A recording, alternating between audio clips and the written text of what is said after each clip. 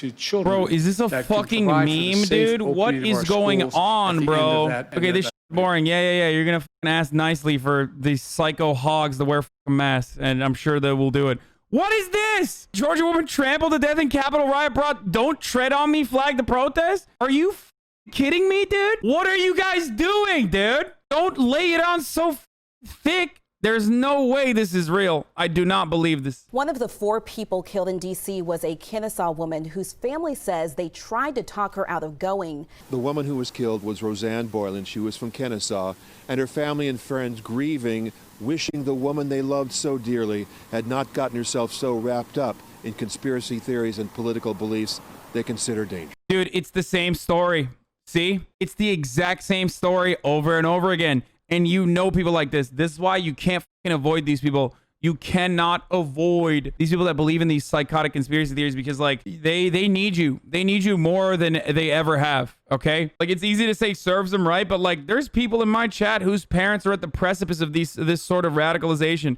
And the psychopaths are not going to stop. Like, those dudes who take advantage of, like, every single fucking moment to just lie, just like they did with COVID, and brainwash people by using like world-changing events to their advantage to spread their insane conspiracy theories and make some money, make some profit along the way. Like, they are really bad people, and they're fucking ruining your families, okay? Up until now, it was just basically like isolation. Like, the worst thing that was happening to QAnon people was like isolation from their friends and family, you know? Now it's getting to a point where people are fucking dying as a consequence of the radicalization, and that's not good. If you love those people, or if you loved those people at some point, you definitely should at least try to stay in contact with them, try to stay in touch with them. Bro, there are so many people in my chat that have like actual fucking family members and shit that, you know, that are at the throes of radicalization in this way. So Roseanne had some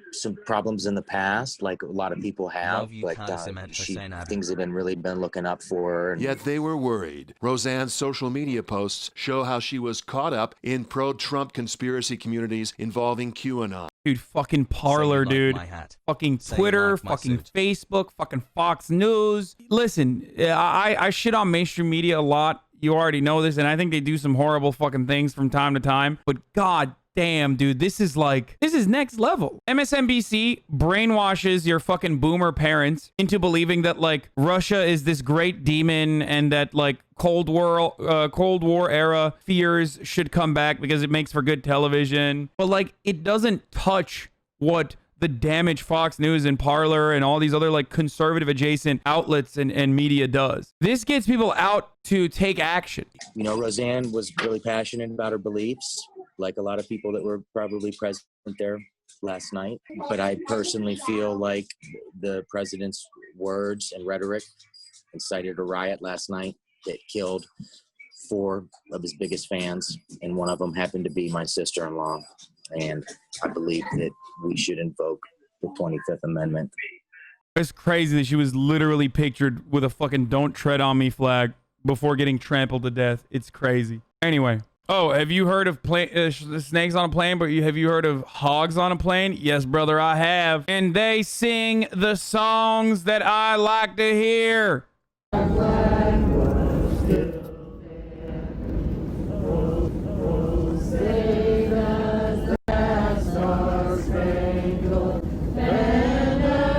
The irony of singing Star Spangled Banner in unison after you're done spending your disposable income flying out to the Capitol to siege the Capitol at the behest of the most un-American and therefore I guess very American president in the history of the United States of America is not lost on me. It's very good.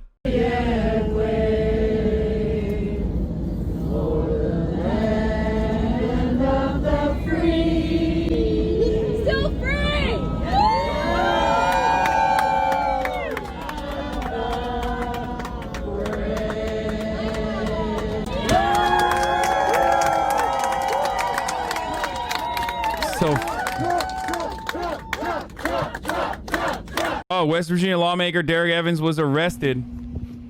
Remember, Derek Evans, West Virginia lawmaker. This guy literally fucking stormed as a lawmaker. He stormed the Capitol and live streamed it. And not only was he live streaming it, he said his full name in the third person, dude. It's so funny. It's we gotta watch it again. Trump! Trump! Trump! Woo!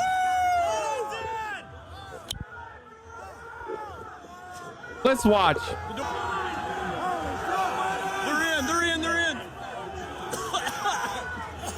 Oh my God, they're literally coughing on one another. Oh my God. Oh, they're fucking insane, dude. We did it! Woo! We're in! We're in! Derek Evans is in the Capitol! Derek Evans is in the Capitol. Woo! Derek Evans. I'm a legislator from West Virginia. I live on 1618 Norfolk Drive, and I am in the Capitol. I am currently committing a crime. Literally doxing himself, dude. Oh my God. Nazi baked Alaska stormed the Capitol while he was COVID positive. What is happening, dude? What is happening, dude? Oh! Oh, this is fucking sick. Oh, this is so sick. Oh, this is, oh my God. Oh my God, dude. How? Like, how did this? So we saw this, right? They still find cops there? My man is just coughing up a lung, right? Hang in there. Hang in Derek there. Evans coughing up a lung. I'm not going anywhere. I'm not going anywhere. I'm not going, I'm gonna cough on you, brother. We're in. Derek Evans is in the Capitol. Doxing himself. We find out that far-right streamer Baked Alaska stormed the Capitol while he tested COVID-19 positive. Now let's take a look at what else happened here. Derek Evans, folks, the Eagle has landed. Derek Evans is... Anything you want to say on his behalf? He's a fine man. And thank you, Mr. Trump, for inviting a riot at the White House. And you're his White grandmother? I'm his grandmother. Folks, Derek Evans is in the Capitol. Georgia woman trampled to death in Capitol riot, was obsessed with pro-Trump conspiracies. Justice Department warns of national security fallout from the Capitol Hill insurrection. It's all coming together, folks. The mob that rampaged inside the halls of Congress. Turns out there were cops amongst them. This guy was arrested. Richard Barnett, who has been seen sitting at a desk at the Speaker Pelosi's office, has been arrested in Arkansas and charged with entering and remaining on restricting grounds, violent entry, and theft of public property. They got Bigo. They got Bigo. Did you see this, Chud? That's my son. I love you, boy. Every Trump supporter come to D.C. now. Why is the FBI contacting me? Oh, no. Is this fake? Pretty sure that's a... Oh, it's a satire account? Okay, got it. Regardless, though, this is parody, and I got clapped by it for sure because I thought it was real. But the reason why I thought it was fucking real is literally because just they telegraphed it. They telegraphed it in the exact same way. Like there is like 1,000 stories like this. I have never seen someone who is so entitled that they just dox themselves, that they snitch on themselves, that they did not think that there would be any repercussions to this. Now, I want to point to something else. You know, a lot of people always say, Hasan, you're leftist conspiracy theorists, you're crazy. Well, it turns out I'm not one of the only people out there that's feeling this way. Take a look at some of the greatest liberals of all time, Pod Save America folks. Let's hear what they had to say in their podcast. The Pod John spoketh. How did the Capitol Police fail to secure an event that was being attended by the entire United States Congress, the current Vice President of the United States, and the next Vice President of the United States? I mean, this was like a president and 9 Supreme Court justices short of a State of the Union, which is the most closely guarded, heavily guarded event in America every year. What the fuck was going on? I mean, it was clearly one of the greatest security failures in modern American history. Since 9/11. I mean, worse than 9/11. Like, just, it's 9/11 if they had told you 9/11 was going to happen and you didn't prepare for it. How did the Capitol Police fail to secure an event?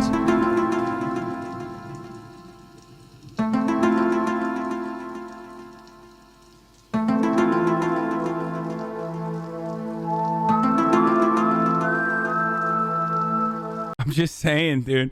Also, yeah, if only the government knew that 9/11 could potentially happen. I mean, seriously, if only they knew, or there was any sort of like, if only agencies communicated with one another a little bit better. I guess. Look at the date of this thread, very telling. December 21st, on January 6th, armed Trumpist militias will be rallying in DC at Trump's orders. It's highly likely that they'll try to storm the Capitol after it certifies Joe Biden's win. I don't think this is sunk in yet. These people are angry at the Democrats. They're angry at the GOP for not suspending democracy. They hate the media. Many consider police to be the enemy, even as they fly the blue lives flag instead of the stars and stripes. They are convinced that Congress will somehow declare Trump the winner on January 6th. Maybe Pence will just refuse to count the electoral votes from the states Biden won, or the Senate will throw those votes out, or Justice Thomas. Alternatively, something Trump will win because they will ensure it. Maybe by forcing Congress to certify him as the winner at gunpoint. Maybe as backup forces to Trump's supposed military coup. Pro-Trump forums are very excited about Trump's call for a mass protest on the day Congress counts the Electoral College votes. Many see it as the mobilization call they've been waiting for. Guys, this is from December 21st. And he's not the only person who talked about this. Anyone who monitors extremist behavior knew about this already, that like this was going to be a massive fucking shit show. I didn't even take it seriously. I did not think that it was going to be this bad. But like Jared Holt and all of those other people that are routinely keeping an eye on like extremist activity knew that this was going to be a problem. How the insurgent and MAGA right are being welded together in the streets of Washington, D.C. Yeah, Robert Evans wrote about it as well, like the day before the protest. When Congress certifies Biden, these people will be shocked. Their worlds will collapse, and it'll happen while they're illegally armed and gathered in D.C. It's the nitroglycerin of explosive mixtures. How will January 6th be policed? We've already seen that the White House can effectively commandeer the D.C. police and construct ad hoc paramilitary forces out of prison officers and CBP. Will Congress get the protection it needs? The Capitol Police has 2,200 officers, but I'm guessing they mostly aren't riot trained or SWAT types. The question here is federal forces. Is if federal forces would be allowed to help them. To be clear here, I don't think the 3%ers, Proud Boys, holy shit, dude, or the Boogaloo types are going to seize the Capitol.